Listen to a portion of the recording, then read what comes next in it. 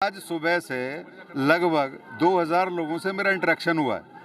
100 लोग मेरे साथ चल रहे हैं और बड़ी-बड़ी मीटिंग्स की हैं हमने, समझ गए साहब। और सब में सारा हमारा युवा ने प्रतिभाग किया, पार्टिसिपेट किया है। और विशेष रूप से जहाँ आप खड़े हो ये जाट लैंड है। अभी एक जलालपुर करीरा गाँव वहाँ गया, वो पूरा जाट लैंड है, 100% जाट है।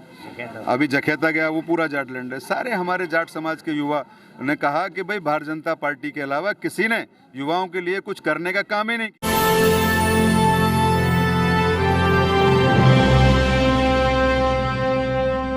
नमस्कार, स्वागत है आपका न्यूज़ टाइम भारत में। इस वक्त हमारे साथ मौजूद हैं माननीय विधायक अनिल शर्मा जी। हम इनसे बात करेंगे कि आखिर भारतीय जनता पार्टी किन मुद्दों को लेकर अब की बार जनता के बीच में आएगी। जी, सबसे पहले स्वागत है आपका। क्या कुछ कहेंगे, भारतीय जनता पार्टी किन मुद्दों को लेकर अब की बार जनता के बीच में आएगी? भारतीय जनता पार्टी पहले जब हम लोग 2017 में चुनाव में आए थे तो ना गुंडाराज ना भ्रष्टाचार, इस नारे को लेकर के आए। और दोनों ही बिंदुओं पर जो काम प्रदेश सरकार ने, प्रदेश के मुख्यमंत्री पूज्य महाराज जी ने जो किया है वो कल्पना से भी परे है। जिस तरीके से अपराधियों के ऊपर प्रहार करके उनको सही उनकी जगह स्थान पर पहुंचाने का काम किया, करप्शन को ख़त्म किया, सारा टेक्नोलॉजी के माध्यम से भ्रष्ट अधिकारियों के विरुद्ध कार्रवाई करके, भ्रष्ट नेताओं के विरुद्ध कार्रवाई करके जो भ्रष्टाचार मुक्त प्रदेश देने का काम किया है। उत्तर प्रदेश को 2C से फ्री किया है पूज्य महाराज जी ने, क्राइम एंड करप्शन। तो ये दोनों ही चीज़ों पर काम करके हम प्रदेश में हैं। और उसके अलावा एक सीरीज है, एक श्रृंखला है। मैं थोड़ी देर में उनको पूरा कर दूं, वर्णन कर दूं, ये संभव नहीं है। कौन सा ऐसा मुद्दा है, कौन सा ऐसा लोक कल्याण का, जन कल्याण का काम है, विषय है जिस पर प्रदेश सरकार ने बहुत सीमित समय में काम नहीं किया। क्योंकि 5 वर्ष का कार्यकाल था, किंतु 1.5 वर्ष हम बीमारी से जूझते रहे और मात्र सिकुड़ करके 3.5 वर्ष का कार्यकाल रहा। उसमें प्रत्येक जन कल्याण के मुद्दे को स्पर्श करने का काम पूज्य महाराज जी ने किया है, चाहे वो चिकित्सा है, चाहे वो शिक्षा है। लोग लगातार कह रहे हैं कि भारतीय जनता पार्टी जो है वो झूठ बोलने का काम करती है, क्योंकि जब सड़कों की बात करें तो सड़कों के नाम पर योगी जी ने जो पोस्टर लगाया था वो हैदराबाद का था। और अभी जो कुछ दिन पहले ही जो एयरपोर्ट का निर्माण किया है, जो एयरपोर्ट बनाने की बात कही है, उसमें भी चाइना के किसी एयरपोर्ट का उन्होंने फोटो दिखाया है। देखिए, जो लोग कहते हैं ना झूठ बोलने का, वो खुद झूठे हैं।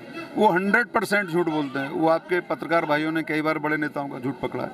सड़कों की जहाँ तक बात है, आप दुनिया की बात छोड़िए, मैं यहाँ बरौली में खड़ा हूँ। मैं अगर कॉन्स्टिट्यूंसी शिकारपुर की बात करता हूँ, 77 करोड़ रुपए से एक कलम से तीनों हमारी रोडों का स्ट्रेंथनिंग वाइडनिंग शुरू हुई है। 7 मीटर चौड़ी सड़कें बन रही हैं। आप यहाँ चल करके आएँ, जिस सड़क से आप चल करके आए हैं, इस यहाँ शिकारपुर पहुँचते हुए आपको कम से कम 2.5 घंटे का समय मिलता है। सबसे पहला काम 24 करोड़ रुपए से ये सड़क का हमारा सुदृढ़ीकरण हुआ। हर गाँव के लिए लिंकिंग, हर गाँव के अंदर काम।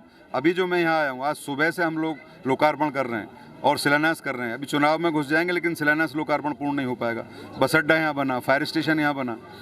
तो ये झूठे फरेबी लोग हैं जो झूठ कहते हैं, ताकि ये एक स्ट्रेटेजी है इनकी, इनकी ये तरकीब है कि हमारा झूठ ना कोई पूछे तो हम कहते हैं कि भाई ये झूठा है। तो इस टाइप से लोग बात। अच्छा, बीजेपी जो है लगातार कहती है कि कांग्रेस सरकार ने देश को 70 साल पीछे पहुंचा दिया था, लेकिन आजकल जनता कह रही है कि जो बीजेपी है उसने 70 साल पीछे पहुंचा दिया क्योंकि लोगों के पास रोजगार नहीं है।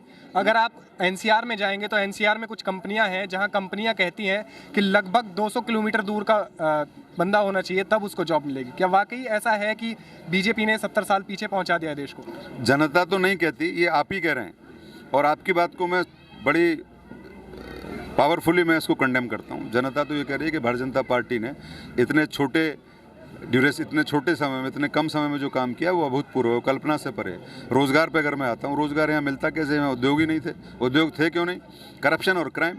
अगर नोएडा में कोई हमारा उद्योगपति अगर इंडस्ट्री लगाने आ जाए तो सबसे पहले तो गुंडे मवाली उसको पकड़ लेते, उसके बाद बसता था तो भ्रष्ट अफसर उनका शोषण करने का काम करते थे। जब ये दोनों मुद्दे ख़त्म हुए प्रदेश के अंदर, दूसरा लॉजिस्टिक, एयरपोर्ट यहाँ बना है।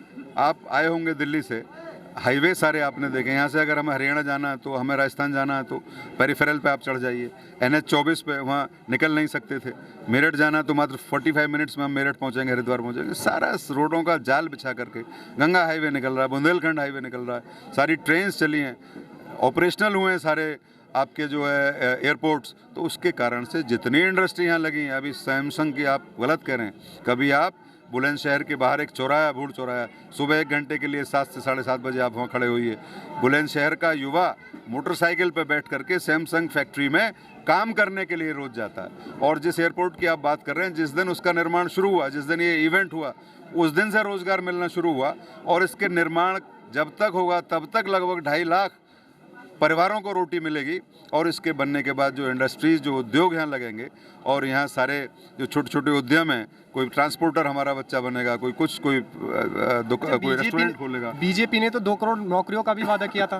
क्या आपको लगता है 2 करोड़ नौकरियां मिली हैं लोगों को? निश्चित रूप से मिली है। नौकरी का मतलब ये थोड़ी कि सरकारी नौकरी 2 करोड़ हो नहीं सकती। 2 करोड़ रोजगार दिए। अभी फूड प्रोसेसिंग के सारे आप गाँव में चलिए, एक युवा छोटा उद्योग गांव में स्थापित करता है, आप 4 अपने भाइयों को नौकरी देता है। क्या वो नौकरी नहीं है? लेकिन युवा तो लगातार परेशान है, कह रहे हैं पेपर लीक हो जाते हैं हर बार। पेपर, आपने बड़ा सही मुद्दा उठाया। पेपर पहले लीक हुआ नहीं करते थे। पहले पेपर, क्योंकि सारे गुंडे अपराधी तो एमएलए एमपी बना दिए थे इन दोनों दलों ने, तो वही लीक किया करते थे। अभी टेट का पेपर लीक हुआ है और क्या कार्रवाई शानदार हुई है। हमारे जो युवा हैं उनके छाती पर कितनी ठंडक पड़ी है, जेल पहुंचाई, संपत्तियां कुर्की, और आगे कोई भूल जाएगा गुंडा मवाली कि पेपर लीक करना चाहिए।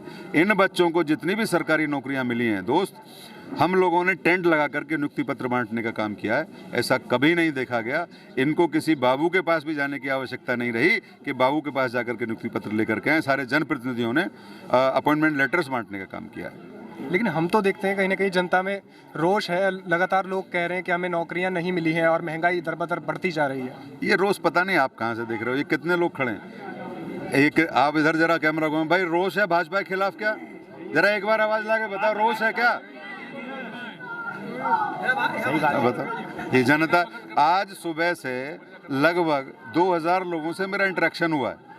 100 लोग मेरे साथ चल रहे हैं और बड़ी बड़ी मीटिंग्स की हैं हमने, समझ गए साहब। और सब में सारा हमारा युवा ने प्रतिभा किया, पार्टिसिपेट किया है। और विशेष रूप से जहाँ आप खड़े हो, ये जाट लैंड है।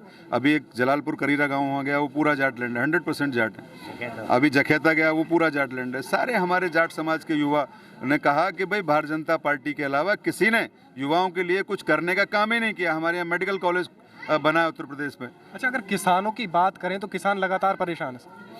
नहीं, किसान तो मैं भी हूँ, मैं तो परेशान नहीं हूँ। जो लोग वहाँ बैठे हुए हैं, आंदोलन कर रहे हैं, वो भी तो किसान ही हैं। उनको मैं किसान नहीं मानता। वो लोग हैं जो पेड है, और वो लोग हैं। अभी तो किसान आंदोलन उसका था मामला कानूनों का, पार्लियामेंट ने बनाए।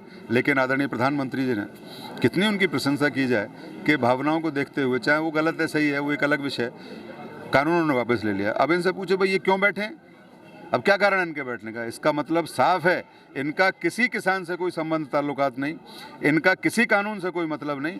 ये पेड़ हैं, ये इसलिए आंदोलन पर बैठे थे, इनको कहीं ना कहीं से पैसा, राष्ट्रद्रोही ताकतों से पैसा मिल रहा था। आज ये इसलिए नहीं उठ रहे कि अगर ये उठ गए तो इनका उद्योग बंद हो जाएगा। अच्छा विधायक जी, आप किन मुद्दों को लेकर फिर से जनता के बीच में आएंगे? जो पार्टी के मुद्दे हैं वो मेरे मुद्दे हैं।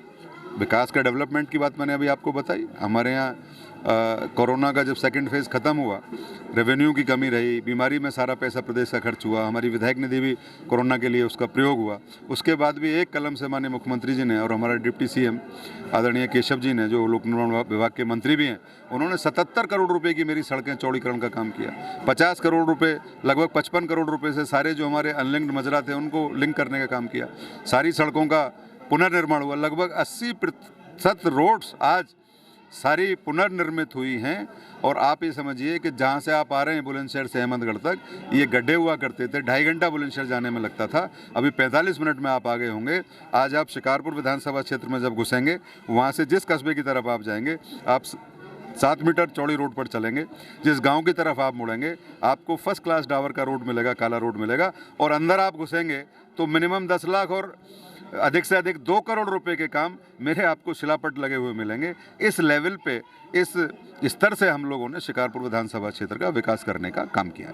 अच्छा, बीजेपी भी लगातार काम कर रही है, सपा भी है लाइन में, और भी कई पार्टियां लाइन में हैं, तो आप देश की जनता से क्या कुछ कहना चाहेंगे? मुझे देश की जनता से तो कहना है, वो तो स्पष्ट है। मैं तो भाजपा का कार्यकर्ता हूँ, मैं तो कहूँगा ही। लेकिन अभी मैं यहाँ बता रहा था, मैं जब बोलता हूँ तो देश की जनता उल्टा बोलती है। मैं बताता हूँ भाजपा ने ये किया, ये किया, ये किया, तो बीच में से कोई ना कोई युवा खड़ा हो जाता है, बोले आप भूल गए भाजपा ने ये भी किया, तो हमसे ज़्यादा जनता अपडेट है और जनता आज मन बना चुकी है इस प्रदेश की। जिस प्रकार से आदरणीय नरेंद्र मोदी जी को 14 के बाद 19 में दोबारा प्रधानमंत्री बनाया, मार्जिन भी बढ़ा, सीटें भी बढ़ी, वही रिपीटेशन प्रदेश में होगा। 14 के बाद 22 में सीटें भी बढ़ेंगी, मार्जिन भी बढ़ेगा। ऐसी ही बड़ी खबरों को देखने के लिए जुड़े रहिए हमारे साथ। News time Bharat.